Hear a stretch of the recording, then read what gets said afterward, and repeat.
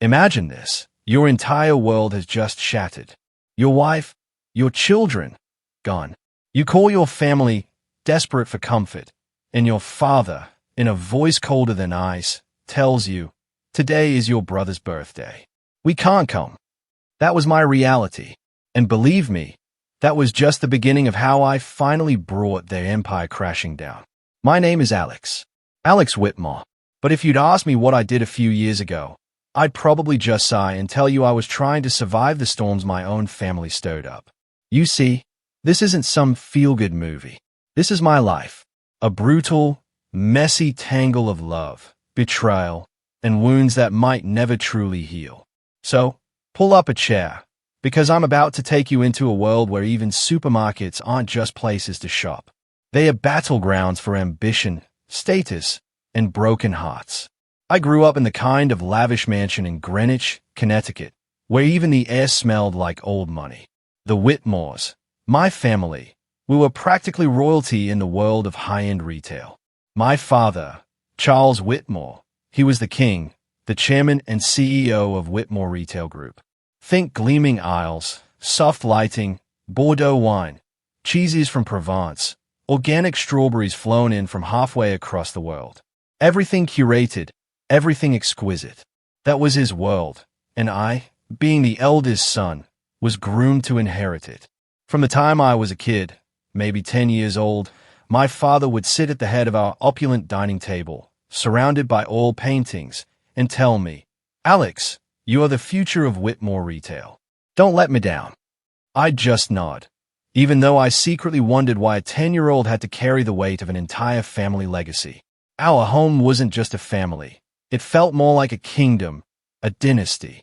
My mother, Monica, always looked perfect in her silk and pearls, but her eyes, they always seemed distant, like she was a ghost in her own gilded cage.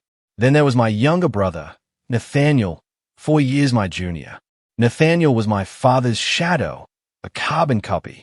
He knew exactly how to charm, how to please, how to flash just the right smile. And me, I was the one who questioned everything, the one who felt like I was suffocating at those endless dinner parties where all anyone talked about was stocks, real estate, and European vacations. But then, my world fractured, and everything changed. Her name was Elena. She was the light in my meticulously dark world, and the spark that ignited every single tragedy that would follow. I met Elena Lancaster during my sophomore year at Stanford. It was a crisp autumn afternoon, golden leaves everywhere. I was buried in an economics textbook in the library, and she just walked in. It was like a fresh breeze, smelling faintly of coffee. She was utterly unlike anyone I'd ever met. Simple sweater, hair in a high ponytail, and these brown eyes that sparkled, like they held 1,000 untold stories. She sat across from me, put down a stack of books, and dropped a pen. I picked it up, handed it back, and when our fingers brushed, I felt this jolt. Like electricity. "Thank you," she said, and her smile made me forget where I was. "I'm Elena Lancaster." "Alex Whitmore." I managed, my voice a little shaky, my heart pounding like a drum. We talked for hours. I quickly realized Elena wasn't about showing off. She was brilliant, sharp, but carried this incredible sincerity. It made me feel like I could finally drop the armor I'd worn my whole life. She talked about her family, about her father, Robert Lancaster, who founded Lancaster Market. They were a chain of budget supermarkets, serving working-class people. She laughed. "My dad always says, everyone deserves to eat well, not just the wealthy." I chuckled along, but a cold knot formed in my stomach. Lancaster Market. That name. It wasn't just familiar. It was the sworn enemy of Whitmore Retail. The Lancasters and the Whitmores. We were two sides of the same coin in the retail industry, but as different as night and day. Whitmore Retail prided itself on being the brand of the elite. Our customers would happily pay hundreds for Italian olive oil, just because it came in a fancy bottle. My father, he'd call Lancaster Market those cheap supermarkets. He'd say, "They sell to people who don't know quality. They tarnish the industry." I remember being 16, sitting in a shareholder meeting, and hearing him say it with pure disdain. But Lancaster Market, they saw things differently. Robert Lancaster, Elena's father, he built his empire from a single store in Portland, Oregon. His mission, to bring quality food to every American household, no matter their income. Their marketing campaigns targeted working parents, single mothers, struggling neighborhoods. They even had free meal programs for kids in underserved areas on weekends. My father called them cheap PR stunts. He'd never admit it, but I secretly thought it was something Whitmore Retail could never achieve, making a real difference in the community. The rivalry wasn't just talk. It was a full-blown war. Lawsuits over advertising. Battles over prime real estate in Chicago, Dallas, Miami. I remember my father and Robert Lancaster nearly coming to blows at an industry conference once, all over the true value of food. Nathaniel, my brother, he'd jokingly call it the war of the vegetable vendors. But to me, it felt like a tragic play. Both sides too consumed by their egos to see the pain they were causing to everyone around them. And I was about to step right into the middle of it. Despite all the berries, Elena and I fell deeply in love. Our date nights weren't grand affairs at Michelin-starred restaurants. We'd sneak off to a little diner in Palo Alto, sharing burgers, laughing about economics exams. She always carried this worn notebook, filled with her scribbled ideas for improving food supply chains. If we could just deliver fresh produce within 24 hours at a low cost, she'd say, her eyes shining with that fierce passion, people wouldn't have to choose between quality and their budget. I love that about her. She saw the world not through the lens of wealth, but through the simple, honest values of real people.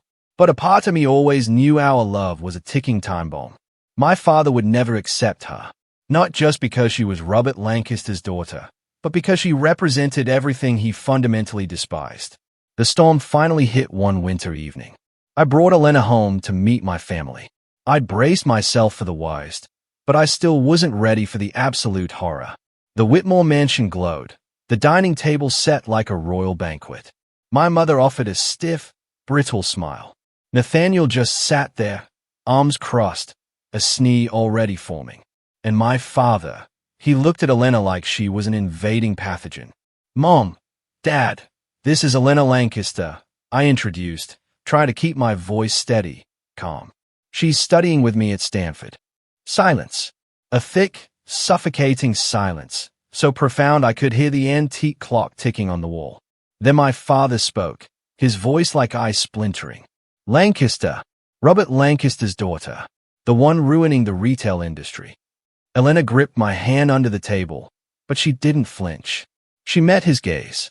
"Mr. Whitmore," she said, her voice clear, unwavering. "My father built Lancaster Market to help people, not to ruin anyone." He let out a mocking laugh. It sent a chill right down my spine. "Help people? You think selling cheap goods to the poor is helping them? Alex, you are tarnishing this family's name. You are disappointing me." The evening erupted into a full-blown screaming match. My father stood up, his finger pointed directly at me, his voice a roar. "If you choose this girl, you are no longer my son." Nathaniel, that snake, just sat there silently, but I saw the corner of his mouth curl, a sickening hint of satisfaction. My mother just bowed her head, clutching her napkin so tightly her knuckles were white. I walked Elena to her car, apologizing frantically. She just shook her head, hugged me close, and said, "Alex, I don't need your family to accept me. I just need you." The weeks that followed were even more brutal. My father summoned me to his office at Whitmore Retail headquarters in Manhattan. The room was massive, windows overlooking the New York skyline, but it felt like a prison. He sat behind his imposing desk, his eyes cold, piercing right through me. "I've made my decision," he said, his voice flat. "Nathaniel will inherit the company. You are no longer in the plan." The floor felt like it was collapsing beneath me. "Because of Elena?" I asked, my voice barely a whisper. "Because you betrayed this family," he shot back. "You chose the daughter of our enemy, a girl unworthy of the Whitmore name. From now on, you're on your own." I walked out of that office, my mind reeling, a storm raging inside. I'd lost my place, my father's approval, maybe my entire family. But when I called Elena and heard her warm, steady voice on the phone, I knew I had made the right choice. She was my home, my place. Soon after, I visited the Lancaster family in Portland, Oregon. Their home was humble, a modest wooden house with a small vegetable garden in the suburbs. Robert Lancaster, Elena's father, welcomed me like an old friend. He wore a faded shirt, his hands calloused from years of hard work in his stores. "Alex," he said, placing a hand on my shoulder, his eyes kind. "You love my daughter, and that's enough.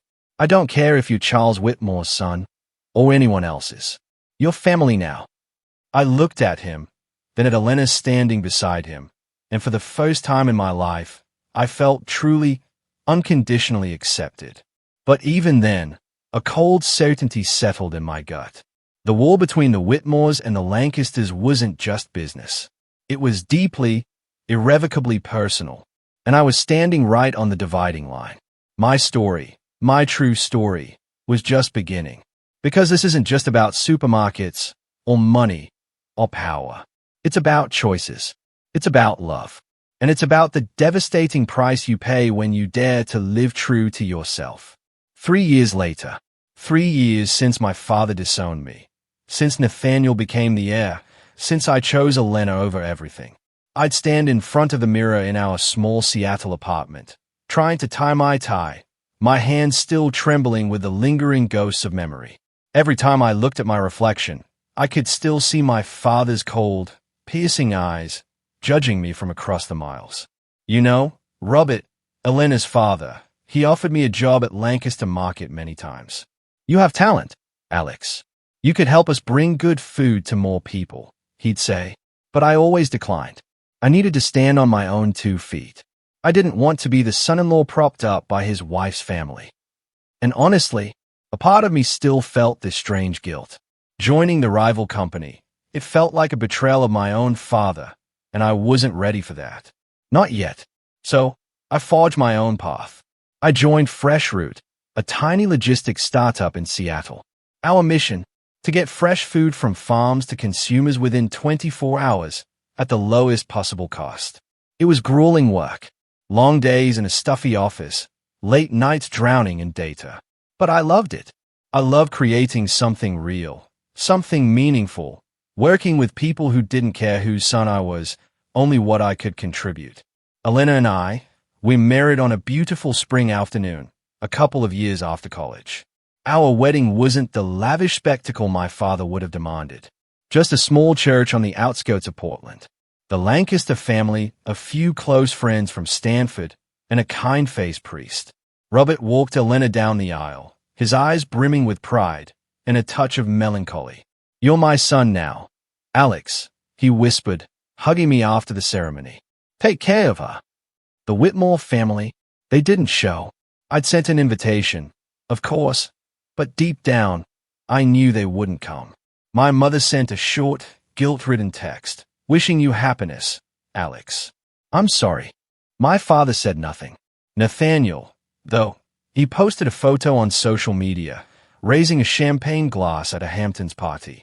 The caption read, "Congrats to my brother on his big day, choosing love over family." It was a stab in the chest, but I learned that sometimes silence is the most powerful reply. I didn't respond. Seattle became our home, a city of mild weather, surrounded by lush nature.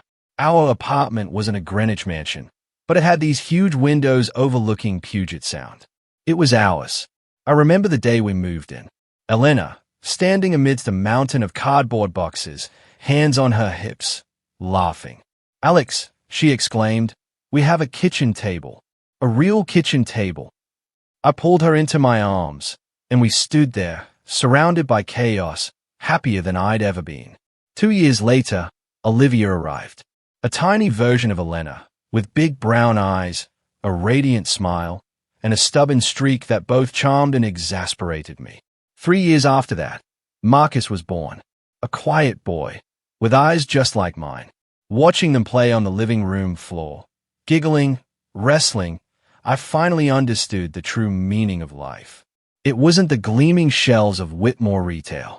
It wasn't revenue numbers or million-dollar deals. It was these moments. Olivia's laughter as I pushed her on a swing. Marcus babbling Papa as I lifted him into my arms. Elena, she was the soul of our family. She worked part-time for a non-profit, helping underserved communities access fresh food. In the evenings, she'd sit at our kitchen table, scribbling in her notebook, discussing new ideas with me. If we could cut transportation costs by another 10%, she'd say, her eyes sparking, we could get fresh carrots to even the poorest neighborhoods. I loved her passion, how she always thought of others, how she turned the simplest things into something extraordinary. But nothing is ever perfect. The shadow of the Whitmores still loomed. My mother would call sometimes, her voice laced with guilt, never daring to go too far. Alex, are you doing okay? How are the kids? I'd give her short answers, knowing she'd never stand up to my father. Nathaniel was worse. He seemed to relish reminding me I'd been cast out. He once sent me an article about Whitmore retail. Look at what you're missing. We just opened 5 new stores in California. Too bad for you. It cut deep, not because I regretted leaving, but because a small, foolish part of me still hoped my family would change. I'd send my mother letters, photos of Olivia and Marcus, stories of our life. They rarely got a response. Once, she sent a $10,000 check for Olivia's birthday. I returned it with a simple note, "Thank you, Mom. But we don't need the money. We're happy." Life at Fresh Root wasn't easy either. We were a startup, battling giants. Some weeks I worked 80 hours, dozing off at my desk, coming home with dark circles under my eyes. But Elena was always there. A hot cup of coffee, a gentle smile. "You're doing something amazing, Alex," she'd say. "Every Fresh Root truck means a family is eating fresh produce. Don't give up." And I didn't. We developed a real-time tracking system, cutting delivery times from 48 hours to 24. Small farms began to trust us, and Fresh Root's revenue grew steadily. I wasn't making millions like my father, but I was proud. My work had meaning. I was building something not for wealth, but to make life better for others. One perfect Sunday afternoon, Elena, Olivia, Marcus, and I went for a picnic at a park near our home. Olivia, 5 now, ran across the grass, chasing a butterfly, her pink kite trailing behind her. Marcus, giggling, sat on my shoulders as I pretended to be a horse. Elena lay on the picnic blanket, reading, but every now and then, she'd look up at us with that gentle, loving smile. "You know," she said, "sometimes I think we found paradise." I sat beside her, pulling her close.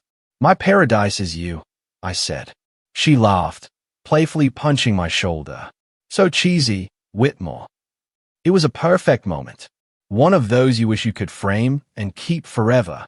But I had no idea that just a few hours later, everything would shatter.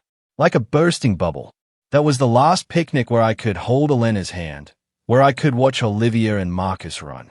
We left the park as the sun dipped below the horizon, its golden glow stretching across the lake. Olivia dozed off in the back seat, clutching her butterfly kite.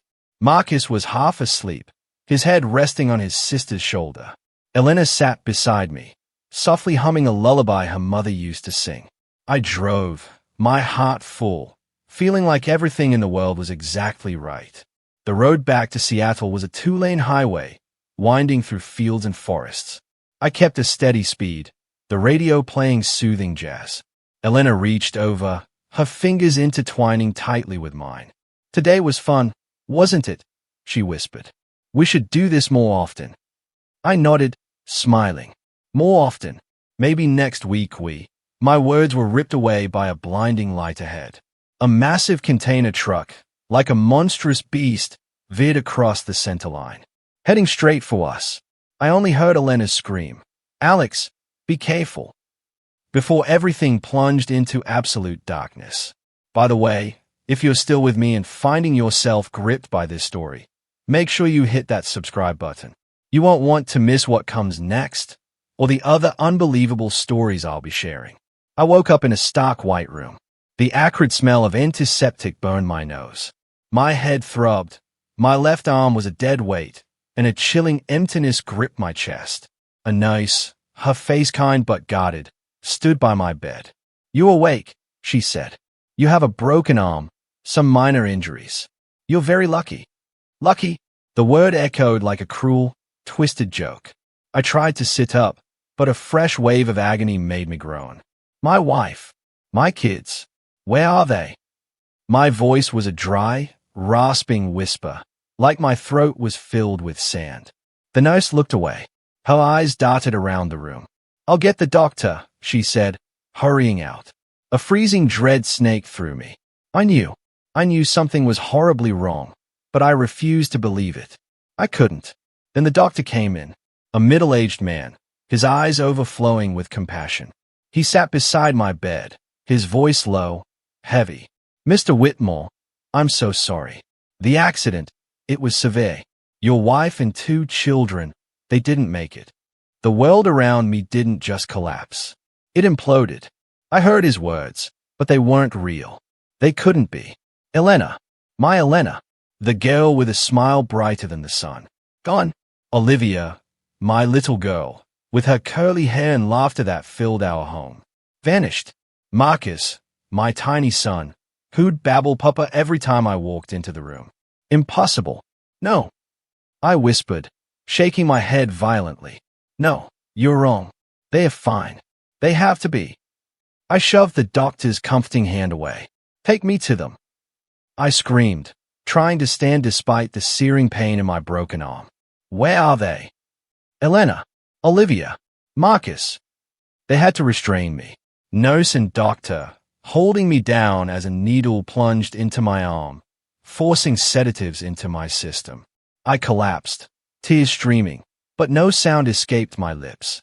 Only a vast, cold void. It swallowed everything I had ever loved.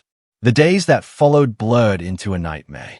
I lay in that hospital bed, staring at the ceiling, trying to piece together the fragments. The truck driver, the police told me, had fallen asleep at the wheel, lost control, crashed head-on. He survived, with only a few scratches. My family, they never stood a chance. I didn't know what to feel about him.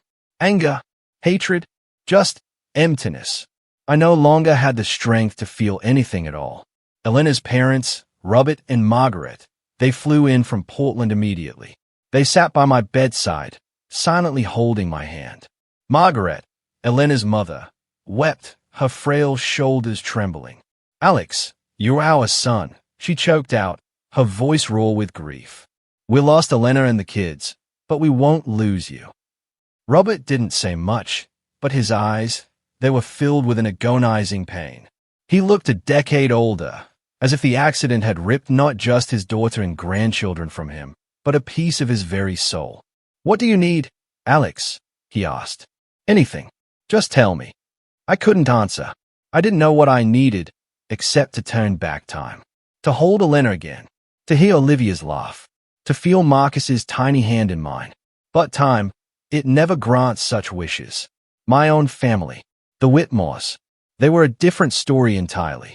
I called my mother, leaving a trembling, broken voicemail about the accident. I hoped, foolishly, even just a little, that they would come. That they would set aside their pride, their feuds, to be with me in my darkest hour. But no one came.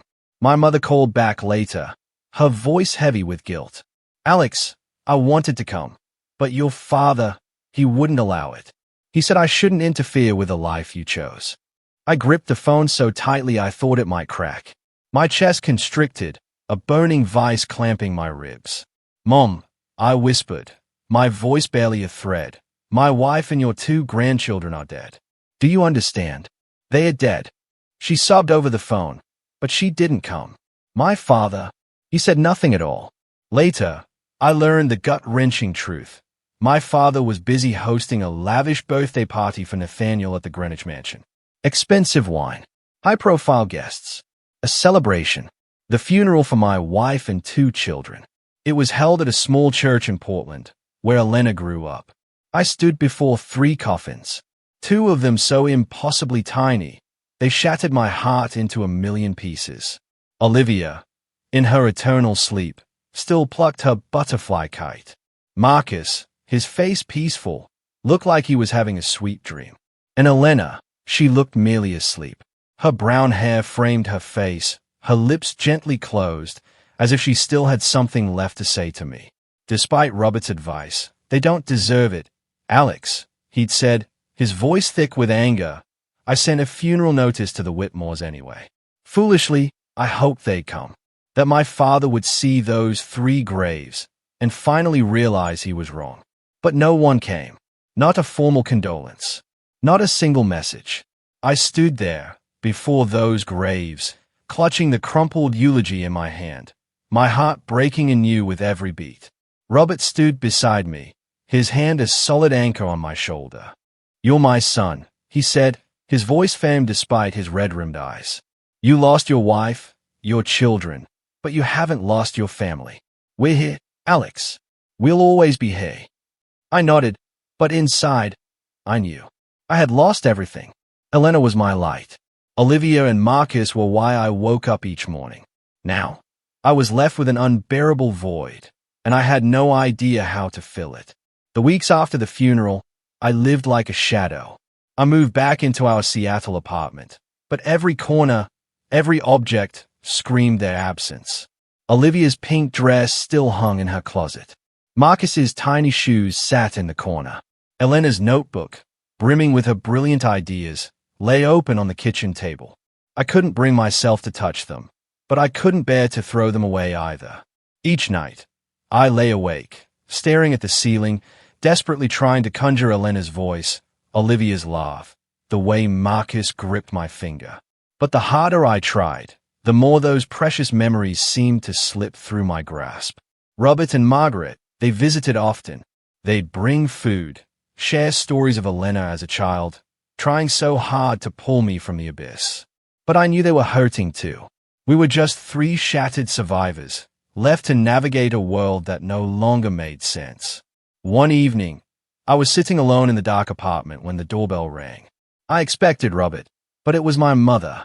She stood there in a long coat, her eyes red, swollen. "Alex," she whispered, her voice trembling. "I'm so sorry I couldn't come to the funeral. Your father, he..." "Don't talk about him." I cut her off, my voice cold, devoid of warmth. "Why are you here?" She stepped inside, wrapping her arms around me, and I felt her shaking. "I just wanted to see you," she sobbed. "I wanted to know if you were okay." I didn't answer. I wasn't okay, and she knew it. But I let her stay, because, despite everything, she was still my mother. We sat in silence, and for the first time, I truly understood. She was a victim too, trapped in the gilded cage of the Whitmore family. But her presence, it couldn't touch the edges of my pain. It only served as a stark reminder that my own family, the ones who should have been there, had chosen to stay out of my life. 6 months after the accident, something shifted. I looked in the mirror, at my own hollow eyes, and a decision formed. I couldn't keep living like a ghost. I couldn't let grief completely consume me.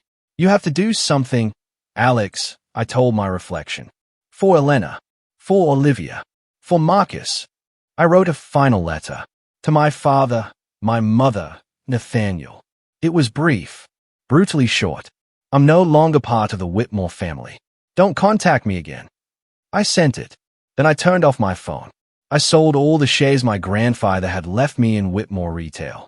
It was a substantial sum, but it meant nothing. Money couldn't buy back what I'd lost. What I needed was a new kind of currency. A cold, decisive plan. No mercy. Then I called Robert Lancaster. "Dad," I said, using that word for the very first time. "I want to join Lancaster Market. I want to carry on what Elena dreamed of." Silence. A long, heavy pause on the other end. Then Robert spoke, his voice thick with emotion. "Welcome home, son." A week later, I moved to Portland. Robert and Margaret welcomed me like a son returning from a war. Their modest wooden house was just as I remembered, the small garden overflowing with vegetables, the faint, comforting smell of freshly baked bread. Margaret hugged me tight, tears streaming down her cheeks. "We'll get through this together, Alex," she said. "For Elena. For the kids." I nodded, but deep inside, I knew I hadn't come here just to heal. I had come to fight. For Elena. For myself. The Whitmores had abandoned me. Now, I would abandon them. And I would make them pay. My decision sent shockwaves through the media. Disowned son of Charles Whitmore joins direct competitor, blared the headlines. Some called me a traitor. Others, a maverick. I didn't care. I wasn't doing this for fame or for the world. I was doing it for Elena. For Olivia. For Marcus. To carve out meaning in a life that had been utterly shattered. Robert brought me onto the leadership team as Director of Strategic Development. Lancaster Market's office was modest, no oil paintings or New York skyline views like Whitmore Retail. But hey, I felt a warmth, a sincerity I'd never known in Greenwich. Employees called Robert Uncle Rob. They worked not just for a paycheck, but for a shared belief, bringing good food to every American family. On my first day, I sat in a meeting with Robert and the other directors. Their eyes, a mix of curiosity and skepticism, were on me. "You're Charles Whitmore's son," the finance director said, his tone guarded. "Why are you here?" I met his gaze, unflinching. "I'm here," I said, "because I believe in what Lancaster Market is doing. And because I want to carry on my wife's dream, bringing fresh, affordable food to everyone, not just the wealthy." The room fell silent. Then Robert smiled, placing a hand on my shoulder. "That's the answer I wanted to hear, Alex," he said. "Let's get to work." I threw myself into the job like a man running from his own shadow. Every morning, I'd wake at 5 a.m., poring over Elena's notebook, drawing inspiration from her ideas. I proposed a new strategy, leveraging the logistics technology I'd developed at FreshRoute. A fresh in 24 hours distribution system. Simple, yet incredibly ambitious. Deliver fresh food from farms to stores within a single day, at the lowest possible cost. If it worked, it would allow Lancaster Market to compete directly with Whitmore Retail, especially in my father's untouchable strongholds, Chicago, Miami, Dallas. Robert backed me completely. "You can do this," he told me during a late-night meeting. Elena would be so proud. Hearing her name made my heart clench, but I nodded, gripping my pen tightly. "I won't let you down, Dad," I said. And for the first time, it wasn't just for Elena. It was for myself, to prove I could stand tall, without the Whitmore name. Our Eat Well Without Being Wealthy campaign launched a few months later. It was my idea, pulled straight from Elena's notes. We weren't just selling food, we were telling a story. Stories of ordinary families, working parents, single mothers, people who didn't need to spend hundreds of dollars for a quality meal. Our ads, everywhere. TV, social media. Smiling farmers, kids holding fresh apples. The message clear. Lancaster Market, good food for everyone. The campaign was a direct shot at Whitmore Retail.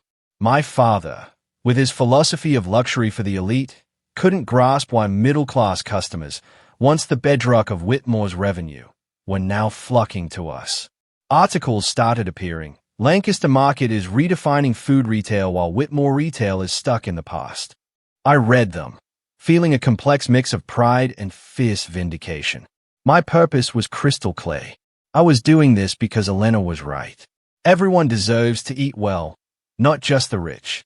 One evening, working late, my phone rang. It was Nathaniel. I hesitated, then answered. "Hey, big brother." His voice was cold, mocking. "Heard you're making waves at Lancaster Market. Congrats, traitor." "Nathaniel," I said, struggling to keep my voice even. "If you're just calling to mock me, hang up." "Oh, no," he sneered. "I just wanted to remind you that you're digging your own grave. Dad won't let this slide. You think you can beat Whitmore Retail? You're wrong." I didn't respond. I just hung up.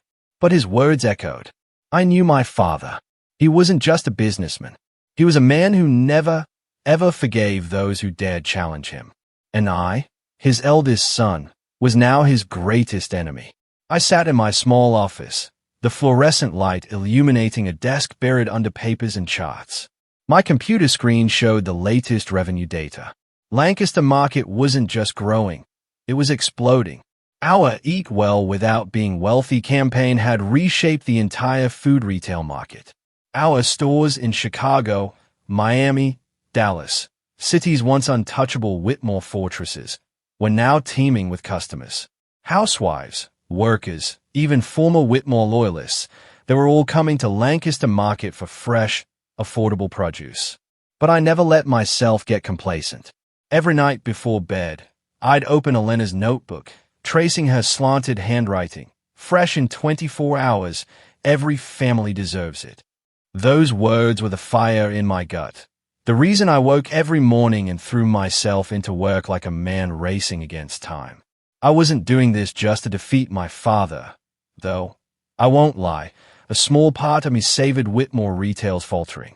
I was doing it for Elena, for Olivia, for Marcus, to prove that a person could live true to their values, no matter the cost.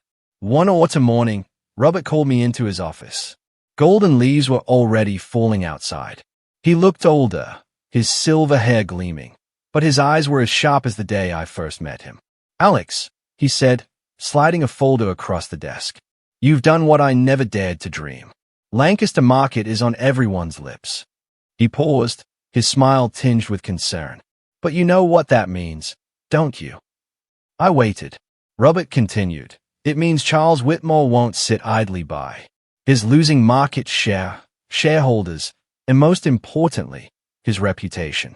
A man like Charles doesn't accept defeat." I nodded, unsurprised. I knew my father too well. He was the kind of man who would rather burn his entire empire to the ground than let it fall into someone else's hands. "I'm ready," I said, my voice steady. "If he wants a fight, I'll give him one." Robert's gaze softened. "You remind me of Elena," he said.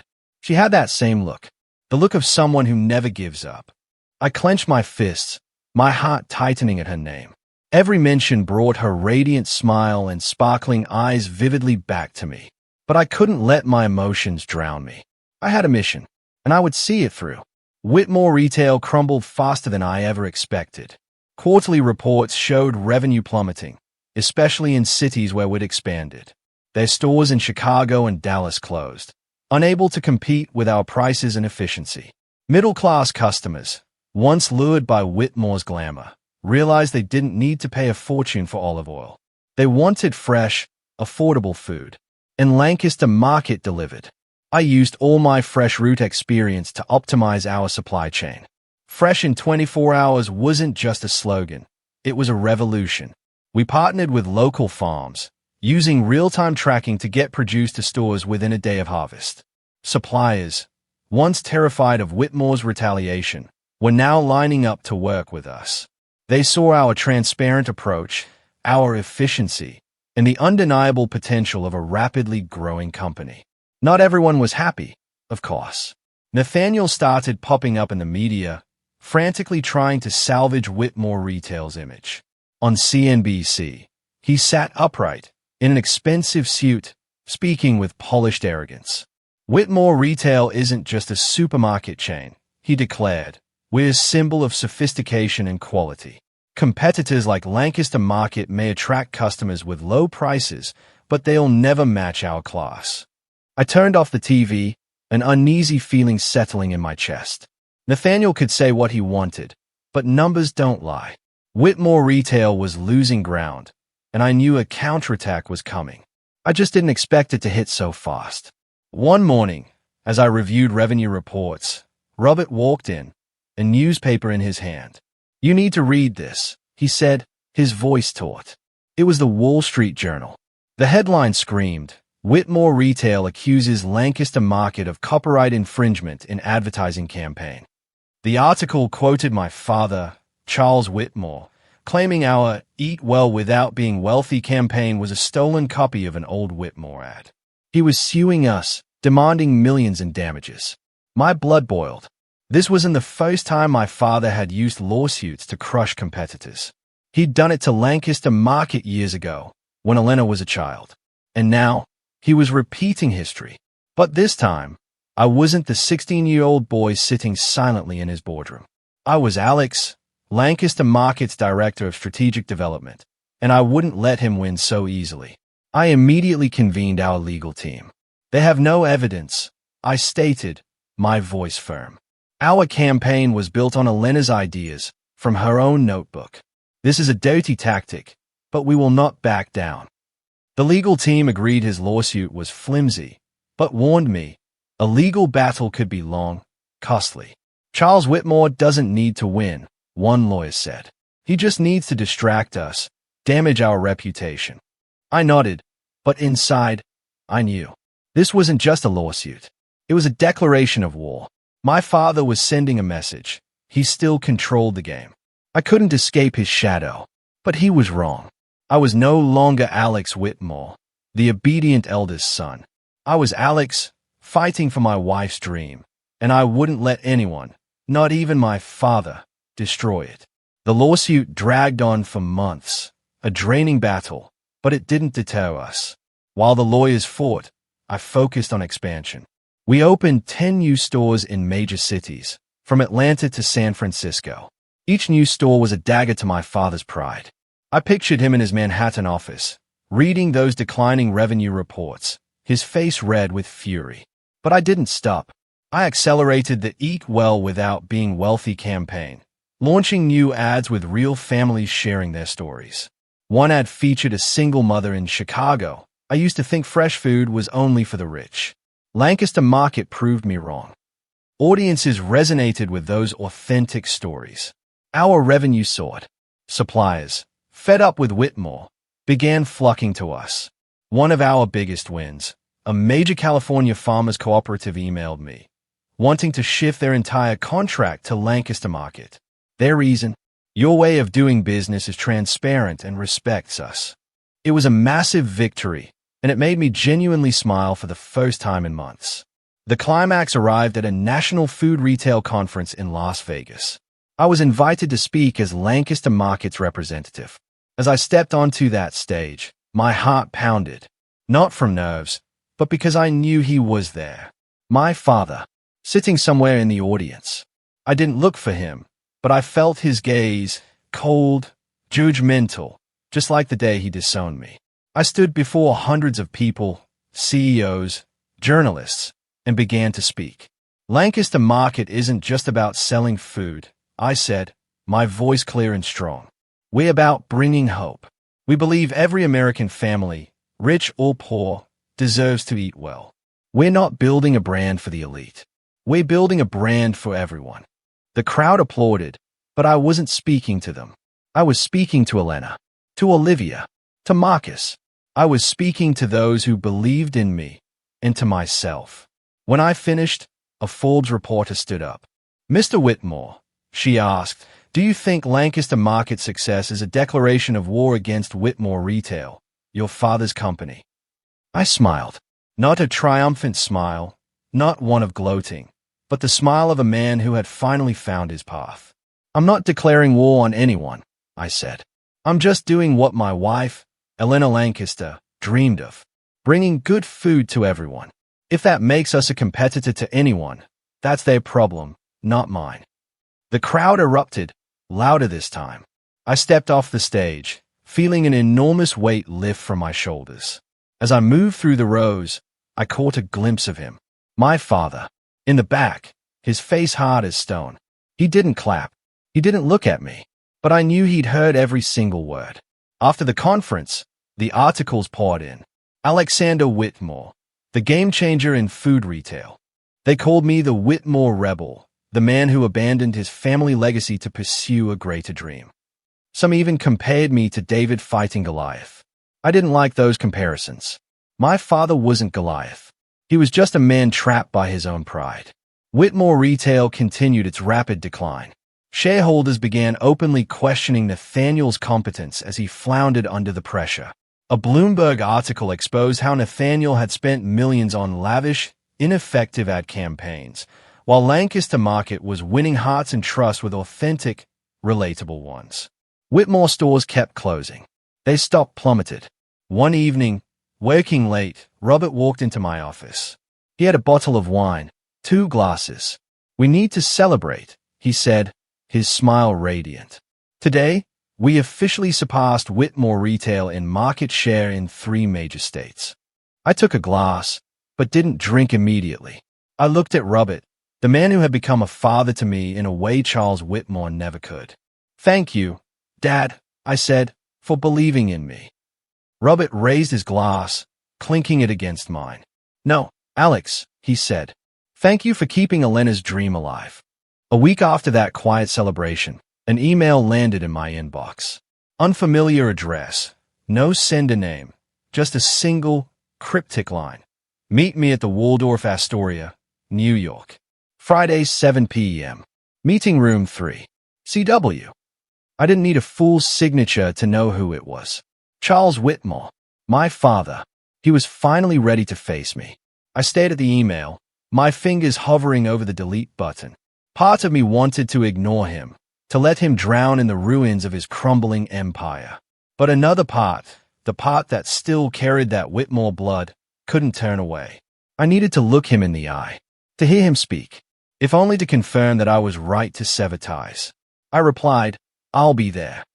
New York, wrapped in the biting chill of winter, greeted me with gusts of wind and streets aglow with Christmas lights. I stepped into the Waldorf Astoria, a place that had once been the playground of the Whitmore family during countless lavish galas. The lobby was as opulent as I remembered, marble columns, warm golden light. But I was no longer the boy trailing behind my father in an oversized suit. I was Alex, a man who had chosen his own path, and I wasn't there to beg for forgiveness. I was there to confront him.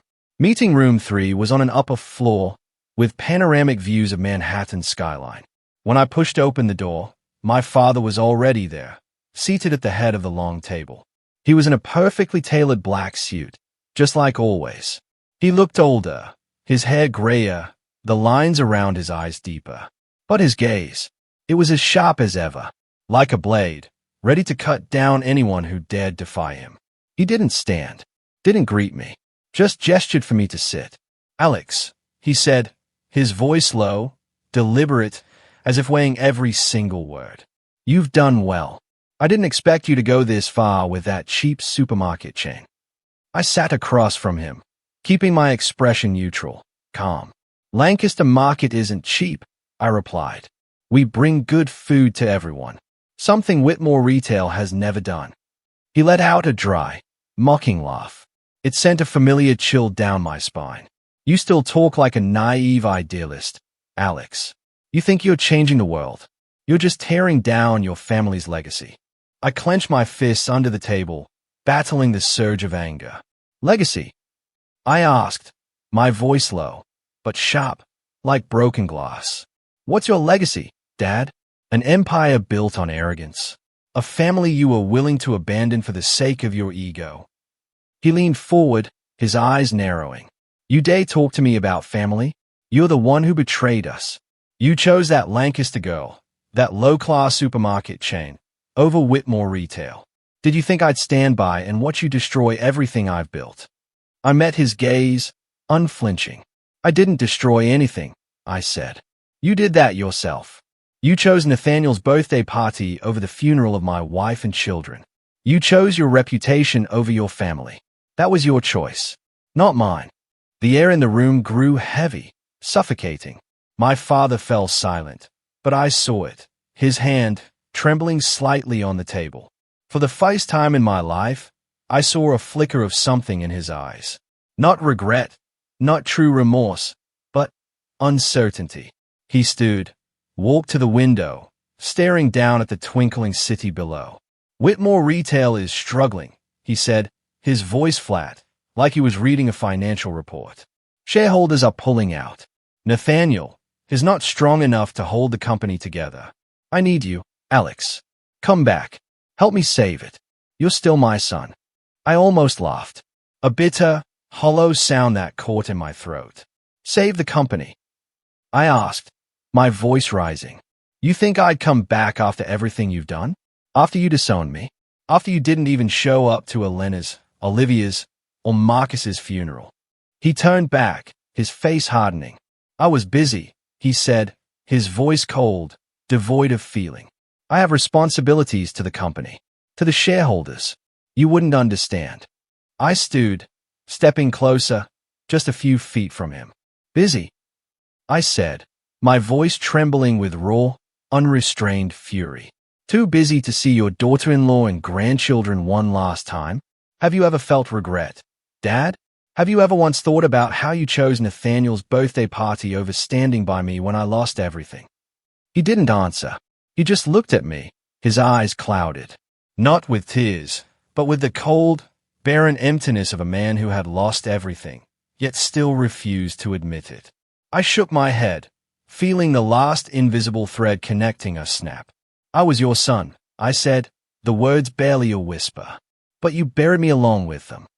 I turned and walked out of the room, not looking back.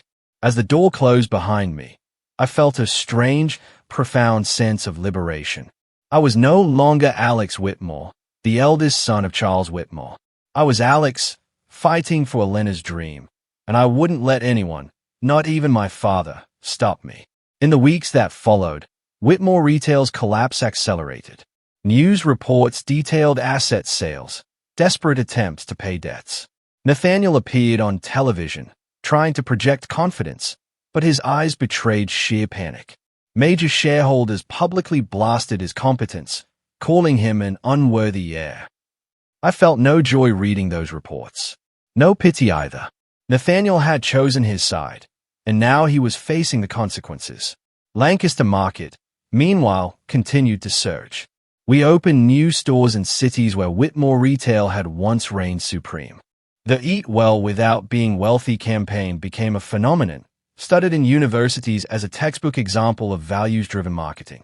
More suppliers abandoned Whitmore, signing with us. My inbox filled with emails from farmers, thanking Lancaster Market for giving them access to larger, fairer markets than ever before.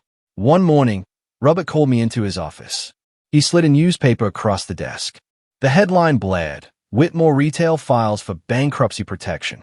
I read the article, feeling as if a final, painful chapter of my life was closing. The company my father had spent his entire life building, the empire he'd once groomed me to inherit, was now just a name in history, a footnote in headlines. What do you think, Alex? Robert asked, his eyes searching mine. I folded the paper, setting it down. I don't think anything, I said, my voice quiet. Whitmore Retail is no longer a part of me. But Lancaster Market, this is my home. Robert nodded, a faint, proud smile crossing his face. You've done what I never dared to dream, he said. But you know, Alex, what I'm most proud of isn't the revenue or the market share. It's you, a man who rose from the ashes and kept fighting. I smiled, a genuine smile, the first lightness I'd felt in my heart in months. Thank you, Dad, I said. But this fight isn't over. We still have work to do. 2 years later, Lancaster Market was the undisputed giant in food retail. We held over 60% of the market share across the United States. A figure even Robert, with all his boundless optimism, hadn't dared to dream of. Our stores sprouted everywhere, from struggling neighborhoods in Detroit to bustling suburbs in Los Angeles. The Eat Well Without Being Wealthy campaign wasn't just a slogan anymore. It was a movement, a powerful reminder that good food shouldn't be a privilege for the wealthy. But no matter how sweet Lancaster Market's success, it couldn't truly fill the void in my heart. I still saw Elena in every corner of my life. In the smell of morning coffee, in Olivia's pink dress still hanging in the closet, in Marcus's tiny shoes, sitting alone. I had achieved so much, but the cost was too great. I often wondered if Elena would truly be proud of me, or if she would simply want me to stop, to slow down, to find some semblance of peace. One autumn afternoon, Robert called me into his office. He looked older, yes, but still had that same warm, kind smile I'd seen the day we first met. Alex, he said softly, I've decided to retire. I stared at him, stunned. Retire? Dad, Lancaster Market is at its peak. You can't. He raised a hand, cutting me off. I've worked my whole life, Alex. I built Lancaster Market from a single store in Portland, and now it's bigger than I ever dreamed. But I'm tired. I want to spend the time I have left with Margaret, with our garden. Maybe, to remember Elena in a way I haven't had time to do. I nodded, a pang of panic in my gut. Robert was the anchor, the one who had guided me through my darkest days. The thought of him leaving felt like losing a piece of myself. "And I want you to take over," he said, looking me straight in the eye. "You'll be the CEO of Lancaster Market." I opened my mouth to protest, but he shook his head. "Don't say no, Alex. You're the right person for this. You understand Elena's dream, our values. You've proven that, not just to me, but to the entire world." I sat in stunned silence, a wave of emotion swelling in my chest. CEO of Lancaster Market. It was something Elena had playfully teased me about during those late nights at our kitchen table, dreaming wild, impossible dreams. "One day you'll run the whole retail world, Alex," she'd laughed, playfully punching my shoulder. "But don't let it make you arrogant, okay?" "I don't know if I'm worthy," I finally managed, my voice hoarse. "I've done everything for Elena, but I still feel like I haven't done enough." Robert stood, walked around the desk, and placed a hand on my shoulder. "You've done more than enough, Alex," he said. "You've made her dream a reality. Now, do this for yourself. Live a life you're proud of." I nodded, tears welling up, but I held them back. "I'll try, Dad," I said. "I promise." The day I officially became CEO, we held a small press conference at our Portland headquarters. Reporters from across the country swarmed in, cameras flashing. I stood at the podium, trying to project a calm demeanor, but my heart was pounding. "I'm not here to build an empire," I said, my voice clear and strong. "I'm here to carry on a legacy. Elena Lancaster's legacy. A woman who believed everyone deserves to eat well and live well. Lancaster Market won't stop, because we're not just selling food. We're bringing hope." The crowd applauded. I looked down, and there they were, Robert and Margaret, standing in the front row, smiling. But in that moment, I could almost see Elena standing beside them, her brown eyes shining brightly. I blinked, and she was gone. But I knew she was always there, in every decision I made, in every step I took. That autumn, I returned to the cemetery in Portland, where Elena, Olivia, and Marcus rested. It sat on a small hill, ancient oak trees blazing red under the setting sun. I walked along the path, carrying a bouquet of daisies, Elena's favorite flower. A gentle breeze carried the comforting scent of freshly baked bread from a nearby Lancaster Market store, one I had personally inaugurated months earlier. I knelt before the 3 graves, placing a daisy on each. "I did it, Elena," I whispered, my voice soft enough for only the wind to hear. "Lancaster Market is for everyone now, just like you always wanted." I kept my promise. I touched Olivia's headstone, then Marcus's, feeling my heart constrict with a familiar ache. "I wish you and the kids were here to see it." I sat there in silence, letting the memories wash over me. Olivia's pure laughter as she chased her butterfly kite. The way Marcus's tiny fingers gripped mine. Elena's smile, as if I were her entire world. Those memories were painful, yes, but they were also my strength. They reminded me that I had lived. I had loved. And no matter how great the loss, I still had a reason to keep going. A soft breeze swept through, carrying the scent of bread, and with it, a sense of peace I hadn't felt in years. I stood, looking out at the hill, where the sun was setting, painting the sky a brilliant, hopeful orange. "Thank you, Elena," I whispered, "for giving me a reason to live." In the years that followed, Lancaster Market continued to flourish. But I was no longer just a man driven by a singular fight. I learned to slow down, just as Robert had advised. I spent time with him and Margaret, helping them tend their small garden. I started a charitable foundation in Elena's name, providing free, fresh food to children in underserved neighborhoods. Every time I saw a child holding a crisp, red apple, smiling brightly, I saw Olivia. I saw Marcus, and I knew I was doing the right thing. As for the Whitmores, I cut off all contact. I heard my father eventually left New York, moving to a small house in the suburbs after Whitmore Retail's bankruptcy. Nathaniel tried to launch a new company, but it quickly failed. My mother sent letters occasionally, even now, but I never responded.